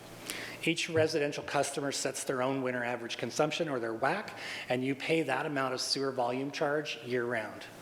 If you are a sewer-only customer and don't have a water account, so we can't measure your actual usage, you're charged the class average. So there's a residential class average, a multifamily class average, so that we're able to assess those fees. And then, of course, commercial customers pay, assuming that all water consumed does end up in the collection system, with very few exclusions. Brewery is one where there is a brewery rate, because we know that a lot of the water that the brewery makes ends up in their final product and therefore not down the drain. Also, irrigation meters at commercial will offset those sewer costs. So in response to the increasing rates, one of the things that council did direct us to do was to look at a rate relief program to help, as we started to see the default rates increase a little bit, but not significantly. I'm looking at JC, who can correct me. It's gone up quite a bit. The rates have gone up, default rates have gone up. So since that time, we have contributed 0.25, so 1/4% of gross revenues is now set aside to assist those struggling to pay the bills. That program was previously administered through nonprofits and churches here in town, but has since moved in-house, and that is now administered by our customer service group. And it is paid out on a first-come, first-served basis, and eligibility is limited to once per calendar year. So if you do use that, you only get it once in the year. And it also is important to note that all funds have been expended in the past, I want to say 4 years that this program has been up and running. And this is just a look at the numbers that were adopted into the FY27 budget. And so this was intended to be informational only. If you have desire for us to evaluate rate changes, or something, I would need more specific direction, and we would likely want to bring on a rate consultant to further evaluate that. We do believe that the rates have been very fairly apportioned as it is. I think the numbers that we looked at today, it's roughly 60-40, where 60% of our income comes from the base rate and 40% from the variable portion of the rate, which covers the majority, almost 100%, probably 98% of our operating costs for the two divisions, and the rest being covered by the variable. And with that, I would love to take any questions. Thank you, Jason. Knowing that this was an informational only presentation, there is no council action that is needed. I'm going to bring it back to council for questions. Joel. Thank you, Jason, for the information. On the utility assistance, I applaud the previous council setting that policy along with staff. The general program operations for $3,000, that's everything besides fire rescue and police, street operations. Does that include the parks and their irrigation? Yeah, go ahead, JC. So no. So the general program operations is a $3,000 carve out, and we didn't find when council initiated that, but that was just an off the top flat contribution from the general fund. That's from the general fund. That is correct. That's not from the water budget. It's not from any of the other utilities that we charge or bill. So how we have pegged the remaining of the utilities is it's 1/4% that goes back to those operating areas. Okay. But that $3,000 that you pointed out, that just has been that way for years. And they're small amounts, I understand that. So just to make sure I understand that, then this isn't water fees that pay the water bill for the fire rescue. This is what the fire rescue pays the water fees. This is, yes, the public safety utility fees. Yes. So this assistance isn't to help fire rescue pay their water bill. This is how much they receive from the fire rescue. Correct, because we have billed the community members, we are using a portion of that bill to go back to utility assistance. Do you have any idea what it is for the parks irrigation? So the dollar value for the parks irrigation, I don't, but it's a reasonably large number. Yeah. I would guess so. To be quite honest, I think at the year end they come out as the #1 customer. In the city? In the city, correct. Yeah. Really close to it, if not. Okay, thank you. Yes. Victoria, got questions? Eric? Kathleen? Rick? No. Indra? How does that assistance program work? So if someone gets a notice and they call, how does it work? Kimberly, do you want to talk us through that? Her team handles this so well. We greatly appreciate it. You have to be quite a far ways down before I believe you qualify, but go ahead. So you have to have an imminent termination of services in order to be able to qualify for the program. So if you get a letter that says we're going to shut you off on this date, you can call us and we will do an assistance voucher for up to $400 on your account. So, but you have to be in imminent danger of going to shut off. So, and then we'll use that on shut off day. A lot of people don't call until the day it goes to shut off. We go to shut off, they come in or they call, and they say, look, we can apply this assistance program one time annually, and that will get your water back on, and we'll take care of a portion of your bill. And so do we know if the same residents, customers use this over and over, or are new people? So once people know about it, they continue to come back? Yeah, you can use it once a year. There's no rules that say that you've had it one time lifetime. You can have it annually. So you do have customers who use it annually. You have customers in the community who struggle annually and that are having a difficult time paying their bills, and this is an opportunity for us to give them a little bit of relief. So perhaps they can, I always talk to customers and say, you can breathe a little, we're gonna pay this utility bill, and maybe you can pay your power bill, or maybe you can buy groceries, or maybe you can do whatever else. The hope from us is to get you potentially to a zero balance. So when you walk in the door on shut-off day or courtesy notice day, or you got your late letter, if we can get you to a zero, that gives you an opportunity to perhaps pay other bills. Yeah, But I think people do it's come. very worthwhile. So it's funded starting at the fiscal year and then first come, first served till it's gone. Absolutely, that's how it works. July 1st is, it's Right. funded. This year, we ran out at the end of March. Thank you. Rob, you have any questions? No. Thank you. All right, thank you for your presentation. Thank you for your answers to questions, and we will move on. Next on the workshop agenda is council procedures for workshop. So do we have anybody that's presenting, or are we just going to go into discussion? No presentation. This was really more Okay. council-driven. Wasn't fully sure exactly what breadth you wanted to go Perfect. into, but we're more than willing to answer any questions. All right, so in a previous workshop, I don't know, I don't really remember how it worked out, but I have a suggestion to reschedule workshops to 3 p.m. in the afternoon on the Mondays that we have them scheduled. And this is basically just an ask back to council to see what council's appetite is to change the 11:45 workshop time to 3 o'clock in the afternoon. My argument is that it makes it in the afternoon so you may have the possibility to have more community involvement in the audience. Not that community is involved directly, such as a council meeting, but you could have more community participation. And it might give a better opportunity for people that actually have 9-to-5 jobs versus people that own businesses versus people that are retired. So that's my spiel. I'll bring it back to council if you want to have minor discussions, but realistically, I would push this to a vote immediately to see if you guys have the appetite to do it or not, and move on. Rick? You use the word appetite, and unfortunately, that drives my thought process as well. So if the meeting goes past 5 o'clock, is dinner being furnished? That could be something that you discussed. I don't know if that's a joking or a serious question. Well, it's a little bit of both, because I could see in many cases, we could be sitting here till 6 or 7 o'clock at night. No, I understand, and basically what's kind of driving this for me is the fact that we're almost 2 years into the new council.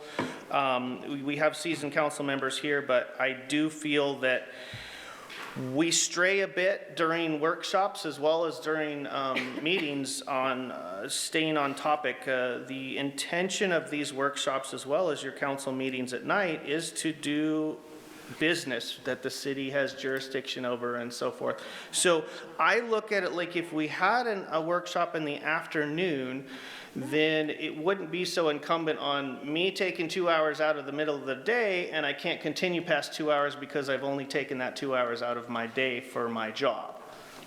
That's kind of where I'm just kind of leading the discussion. But realistically, I just kind of want to see if you guys want to do it or not, and if not, then we move on. Well, one other thing I think we should consider, if we want to terminate every workshop at 1:30 or 2 o'clock, that we now go back to where we have a workshop every single Monday. So that would be one of the alternatives. I respect your statement on that, but in watching the performance for the last almost 2 years in this council chamber, I think it's absolutely just a waste of time. I think that the workshops need to be run more efficiently, and everybody needs to stay on topic and get the things done. This is taking up staff's time, and you know, they're here to serve and give you guys the information, but it seems like if we decide to talk about one topic, it just broadens too much, and I feel it kind of gets off topic. Victoria? I move to move workshops to 3 p.m.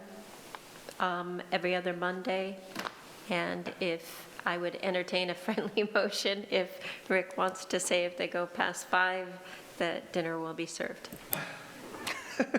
Okay, we have a motion on the table to reschedule workshops to 3 in the afternoon instead of 11:45. There's a second from Eric. Is there any further discussions before we go through a vote? Rob, go right ahead.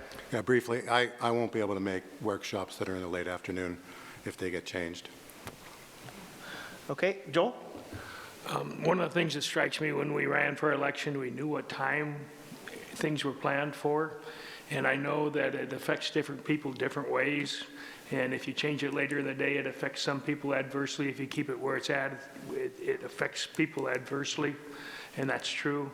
But I hesitate to change it at this point in time because we all knew what it was when we ran, and we made that choice. Very good. Further discussion? Kathleen? I think we should hear from the people that work, just like Rob made his request. I think we should hear from other people that work to see how it affects them.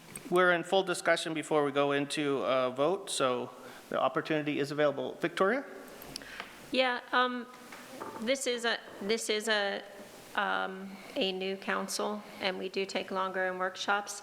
I guess I somewhat disagree with the mayor that we get off topic. They're important issues that shape the city. So maybe another way to put that is we get into a lot deeper discussions about larger issues. And so I wouldn't characterize it as a waste of time. But there have been people, we wanted to do this early on, and there was appetite sort of to do that then, and and then I would hope that everyone would be able to be here. So I know that I would move around and change my schedule. I mean, we all are going to have to do that, not just one or two people. If we do change this, everyone will have to. So I would just say it shouldn't depend on one issue, but it is a different council.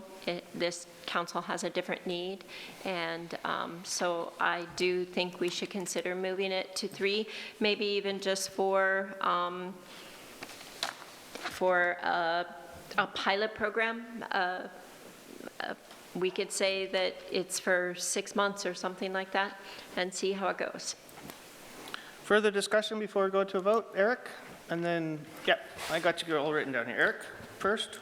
So, yes, we all knew what it was to, when we got elected, that we knew that the time was Mondays for the workshops. Everybody knows that already. I understand that argument. It's been numerous times where I had to take paid time off from my full-time job to make these volunteer schedules work. So we were discussing, like Victoria was saying earlier, that we can possibly change it, and so here we are. And I'll be in favor of moving it to 3. It'd be a lot better for my schedule. You know, it's been quite a while since we entertained that, so I'd be in favor of it. Further discussion? I have Indra.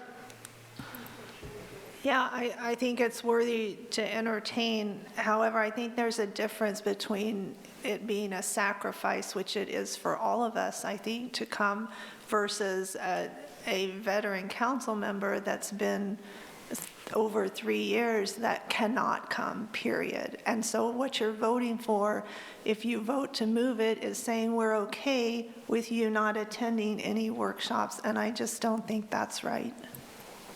Further discussion? Joel? Well, I think a viable option too would be to say, hey, we don't go past 2:30, period. And unless the council votes for it, and then if there's some topic we don't discover or we don't cover, we put it on the next workshop. Further discussion? Indra and then Eric? I support that, and I think you all in agenda setting have been doing a much better job of putting less on the agenda for the workshops, so they are ending earlier, which is nice. I think the 2-hour limit is good. Eric? I mean, we have a council member that's not here today. I don't know if that's the reason that he's not here because of his schedule, but I would think that, judging by that, more than likely, yes. Victoria? Yeah, each council member is as valuable as the other council member, and so there have been council members who for years have, well, like Councilor Schlogel said, But he's going to continue to come and do it, and he makes it work. I have to believe that all council members would be able to do that, and so I still continue to believe that it would be a good thing to do. As far as what Councilor Nicholas said, you essentially you're voting for the way you're putting it, which Councilor Nicholas put it, which I don't necessarily agree with, is that you're voting against one council member. But you could flip that around and say that then you are, if you aren't for this, then you are voting against a councilor or two. So it would work either way.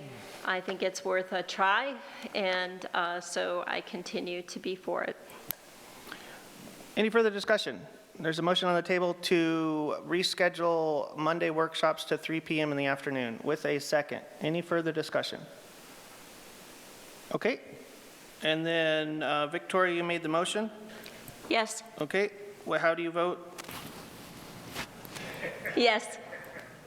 Eric? Yes. Kathleen? Yes. Rick? Tradition? No. Indra? No. Rob? No. Joel? No. All right. The motion does not pass. Thank you very much. I would like to bring, just so you guys are aware, in a further workshop, I will be bringing more council procedures for us for discussion. Since we did not have the appetite to change the start time of the workshops, I would like council to go into full debate in regards to detailing out structures of upcoming workshops to come to a little bit more of an efficient manner. But I'll bring that further in a future workshop so we can have a full throated discussion in regards to that. Eric, we do have one more major thing we got to get through tonight. So Okay. Yeah, going back to the vote here, we have one council member that wasn't here today. Who knows how he was going to vote, but I would think that he would be in favor of it, which would bring it to a tie. And so, yeah. I understand that and I respect that, but we do operate under Robert's rules, which is basically whoever's in the House, makes the majority vote. So I respect what your opinion is. I brought that up to the council president, and so he was full aware that we didn't have a full House before we went into this. So, yeah. Interesting. Thank you. Okay. We could go through agenda review very, very quickly because we do have an item to go for it. Does anybody have any questions about Wednesday night's meetings? If you could make it quick, we do have one more item on the agenda we're trying to get through. Any hands up? Rick? In regards to Wednesday night's meeting? No, it's a separate subject. Okay. Wednesday night's meeting first. Any questions? You guys have had the packet for about 7 days now, little less than 7 days? Okay. All right. Victoria? It's for calendar. Okay, excellent. Okay, so moving on to calendar items. Rick, did you have a calendar item or something else? Okay, Victoria, you have a calendar item? Yes, I was looking at the back of the schedule, and I wanted to see what I brought up last council meeting, looking at nonprofits in the community. And so I want to see that put on the back of the schedule. And if we want to talk about what the parameters of that would be all right, but we don't need to do that now. That could be done in emails or whatever, but I want to see that put on the back of the agenda. Okay, so your request was put on the back of the agenda. It was discussed during agenda setting meeting. If you would like to consult directly with Stephanie or Aaron on that, we will not be bringing it forth for the council to oversee because the nonprofits within this area, the council has no jurisdiction over, so it is not a point of discussion that would be brought forth. I didn't want to have jurisdiction over the nonprofits. I want the councilors to know how many are operating and what their budgets are. This is for information for the citizens. They need to know. So Understand. I want it put on the back of the agenda. Nonprofits within the area, if you have an organization that wants nonprofit status and/or wants tax exemption for nonprofit status, that is at a county. Some is at a county level, majority, if not all, are at a state level. We have no purview over that, and we have no jurisdiction to actually give you budgets or anything like that. So that is public information that's outside the sphere of what the council's jurisdiction is. I personally, as well as city manager and city attorney, believe that that is outside the purview of the city, so we will not be addressing that on the dais. Okay, so you're, just to be clear for the public who wants this information. Then the public has the right to go out and get it. We don't have the The information. mayor are saying that the city of Grants Pass, the citizens of Grants Pass, don't have any right to have that information. Nope, that's not what I'm saying. You didn't listen to a word I said. What I said was we have no purview over that. We have no jurisdiction over them. That is public record outside of our jurisdiction. So for us to provide it to the public, they can go out and get it on their own. Since we don't have any jurisdiction over it, I don't see it prudent in us actually divulging that information because we would be employing staff to do something that's outside of city business. It just seems like then that puts the city into a position where you look like you're keeping information from the public. But, and again, I'll just say one, and then I won't say anything else. I'm not looking for jurisdiction over the nonprofits. Absolutely. Just to clarify one more time, the city doesn't have that information. That information is at a state-held level because that is how a nonprofit gets its status or it gets its tax exemption is through the state. So if we were to employ our city staff to go look that up, they're going to go through a state website or contact state employees, which is actually any public citizen can do that. Calendar items.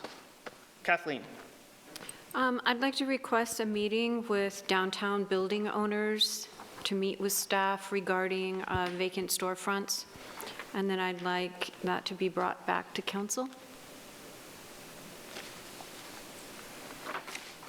For the purposes of?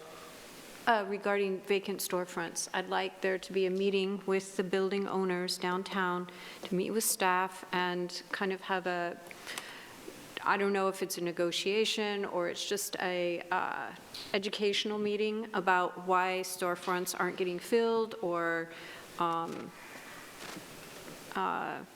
we need to address this problem and I'm not quite sure how, and maybe we can start there with a conversation with staff. I understand what you're trying to get at. What I would recommend is if we would request maybe to see if we have jurisdiction in our code to actually do something like that, because does that? It's just about starting does our blighted building code cover that? It would all be voluntary in nature. Okay. I think the spirit of where Councilor Crone is going is I think you want to see if there's any specific challenges associated with the buildings that are See some unoccupied. movement. Yeah. And if we could gather any kind of information or knowledge on how we maybe assist or something along those lines, we could. It will require some staff time because we'll need to take a look at what buildings are unoccupied and or continually not being utilized. Not necessarily blighted like urban renewal, but just underutilized or Yeah, buildings that's that are right. not used and have a history of not being used. Getting a list of those property owners, getting those contacts, and in some situations we may not get any kind of responses, and the only contact information we may have is the mailing address on the tax assessor's records. And then setting up a meeting with those individuals, having that general forum with them, talking about obstacles, and then reporting back to you. Yes. So that does, the reason why I went into those details is it does require a bit of staff time to do, and we would want council to say, yes, staff, go ahead and utilize your time to make that happen. If that's what council wants to do, we'd be more than happy to gather that information for you.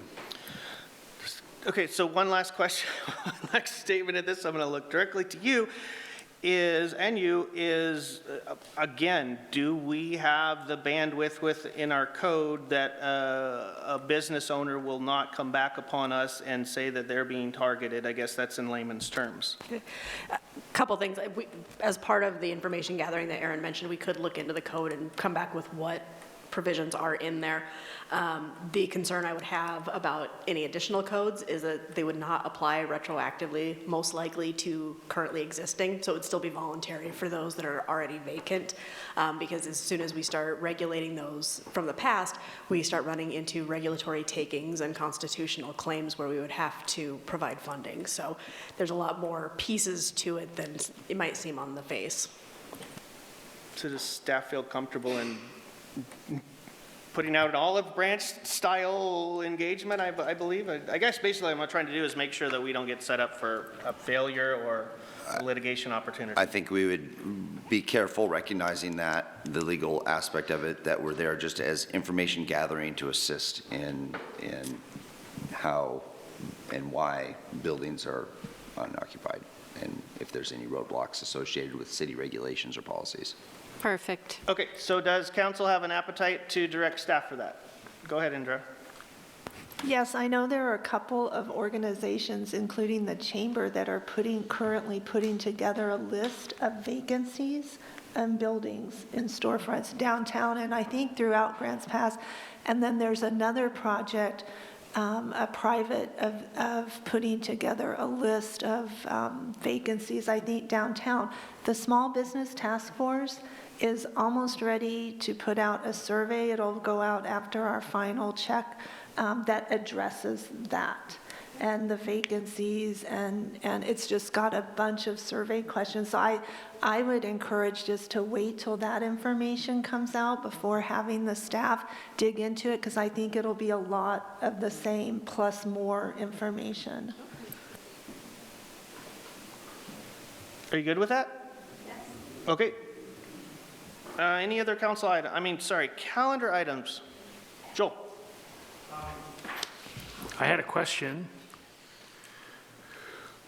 The Budget Committee passed a motion on the wastewater debt service from the URA, and we have a executive session scheduled on July 15th, which kind of surprised me. URA wastewater debt service, is that the topic of dealing with that motion? That is correct. And, well, I'll talk to Aaron about why it's an executive session. We don't need to discuss it here. I don't quite understand that. The second thing I had was, well, you guys have been busy at the agenda setting meeting, which I appreciate. We had the unimproved alley maintenance put on the August 17th workshop, which is just a policy discussion. Along with that, we had the sewer laterals ownership and maintenance. Both those seem to be fairly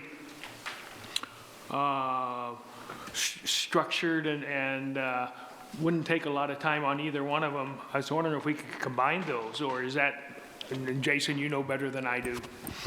I think they're far more complex.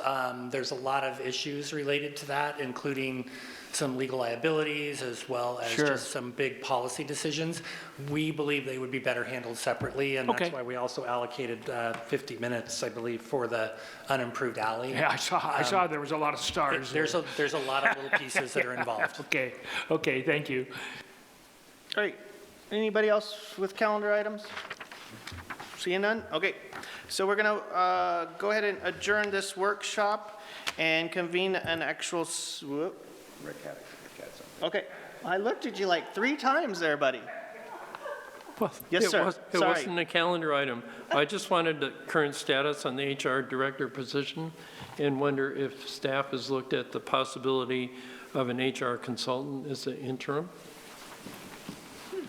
We're doing quite well. We're in recruitment. We have our first review coming up here in another week, and our understanding is, just with my correspondence with them just today, is that there's some, we've got some quality candidates that we'll be able to consider. Thank you. Okay, you good? Perfect. All right, let's adjourn this workshop, and we're going to convene a city council meeting in regards to a council action item.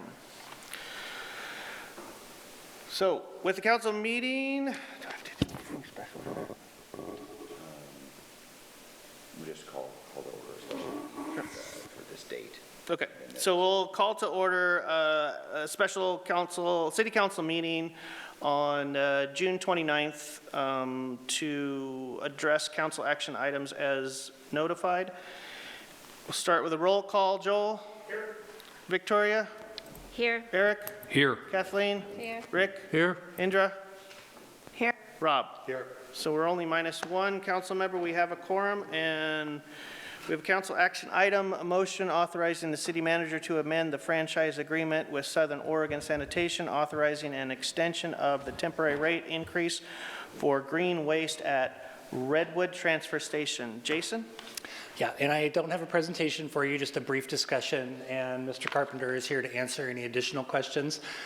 Councilor Nicholas brought up that she thought that that rate should be expiring very soon, and turns out she was correct. It is July 1st.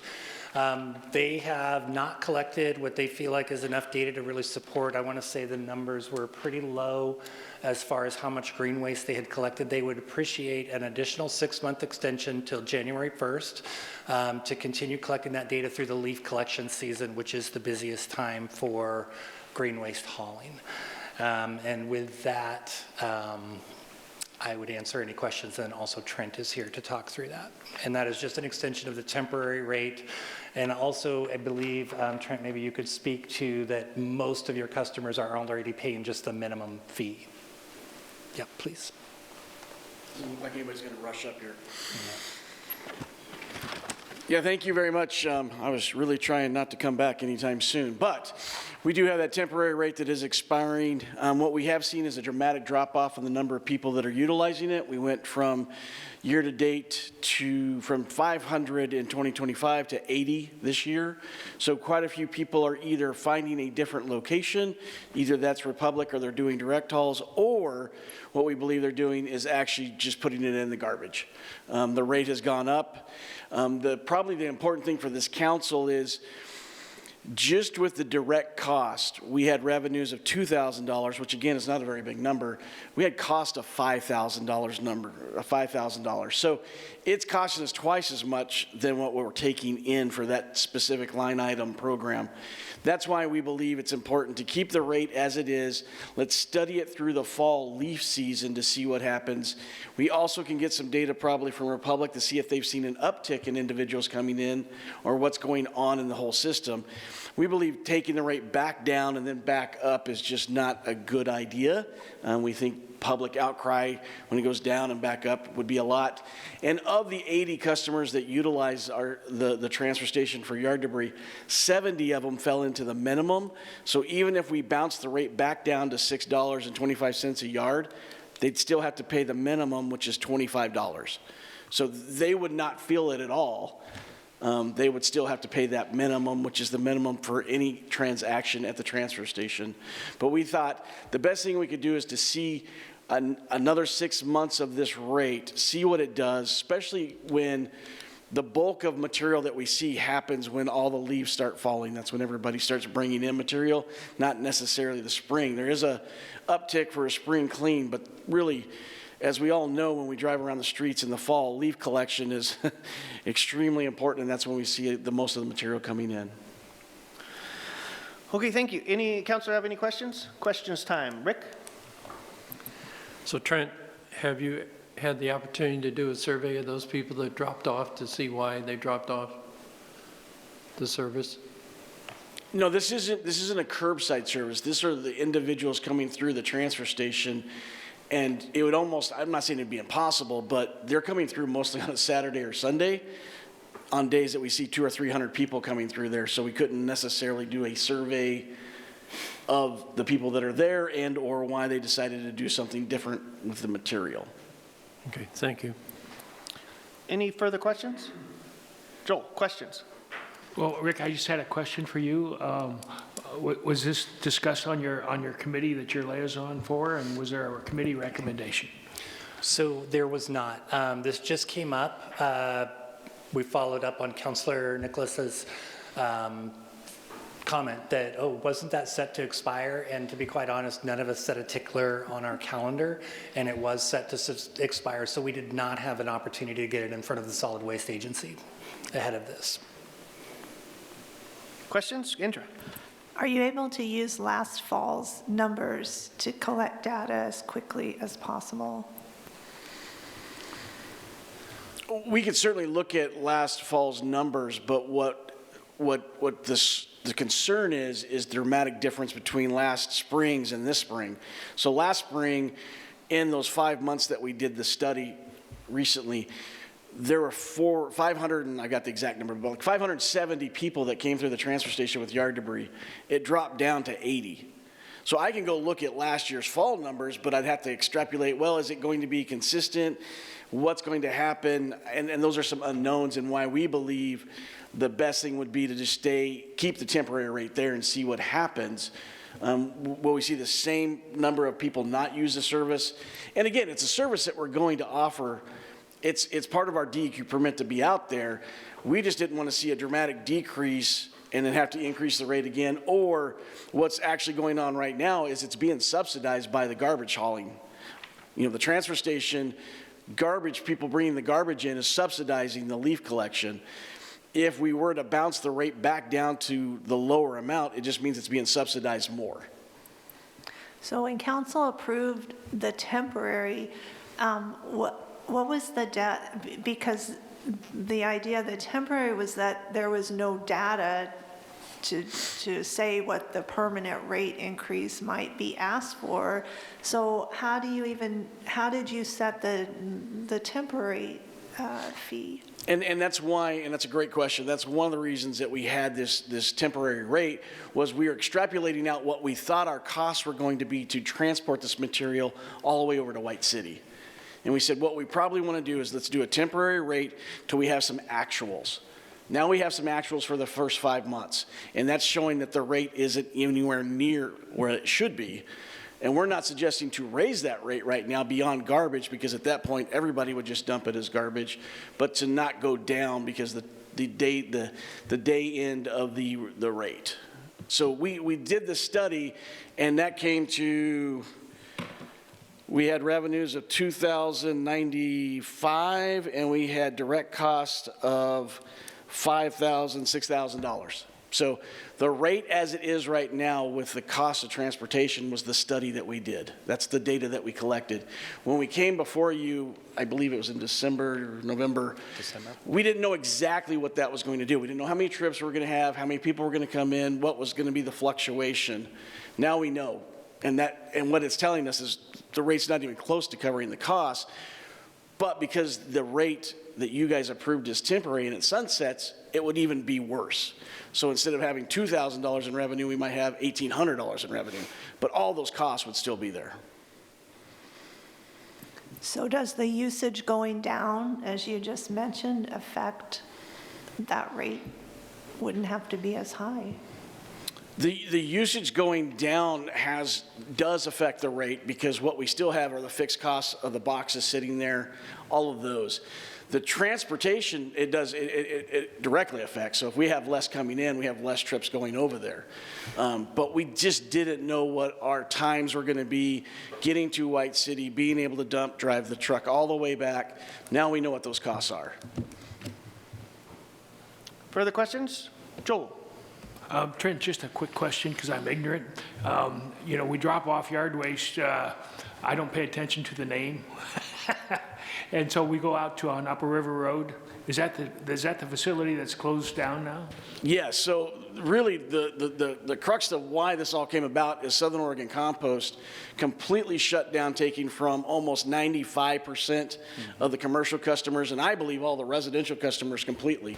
And to be perfectly honest, because they don't have an outflow, they don't have anybody who wants to buy the material anymore. So the rate increase then that you're proposing is for the Redwood Avenue site, where you take debris? The rate we have is for the transfer station on Redwood Avenue, where we take yard debris, where we used to be able to take it to Southern Oregon Compost, which was here in Grants Pass, now goes all the way over into Jackson County. And it seems like it affects a very small amount of people, and that the minimum charge remains the same. That's what I heard you say. Correct. So yeah, for the last 5 months, we've had 80 people come in with material. Right. And the minimum charge is the same as what it was before? The minimum charge is was 24, just recently went to 25 because of the CPIs. Of the 80 people, 70 of them still had the minimum charge. So I can't tell you, standing right here, did they only have 1 or 2 yards of yard debris, or did they really have 4 or 5 yards. But they, no matter what, if we rolled the rate back to the original, which was the $6.50, they would still have to pay that minimum. So those 70 people would still pay that minimum So amount. it's the major commercial ones that the fee would affect.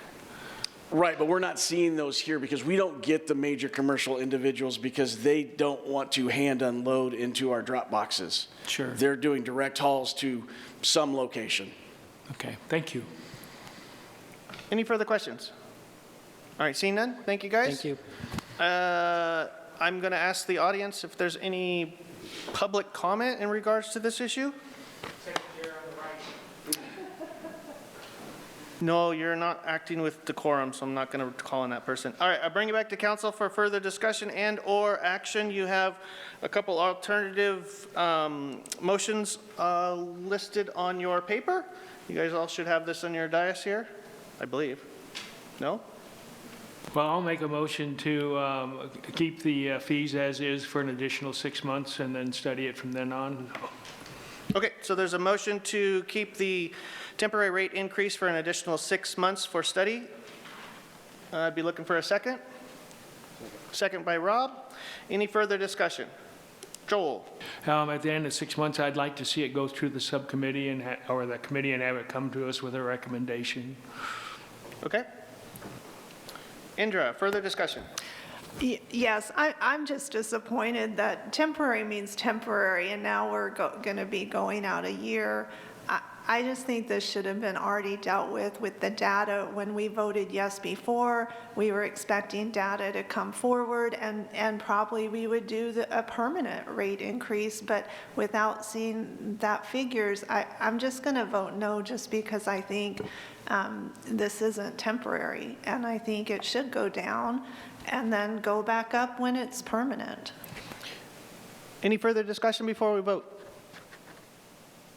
All right, seeing none, I'll go to Joel, who made the motion. How you vote, Joel? Yes.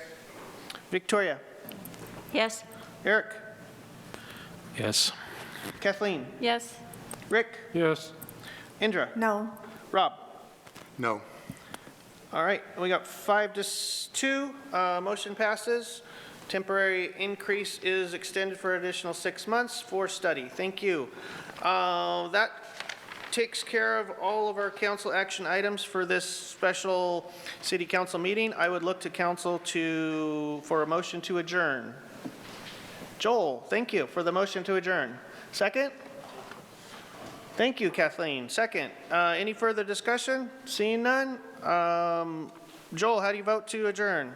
Yes. Victoria? Yes. Eric?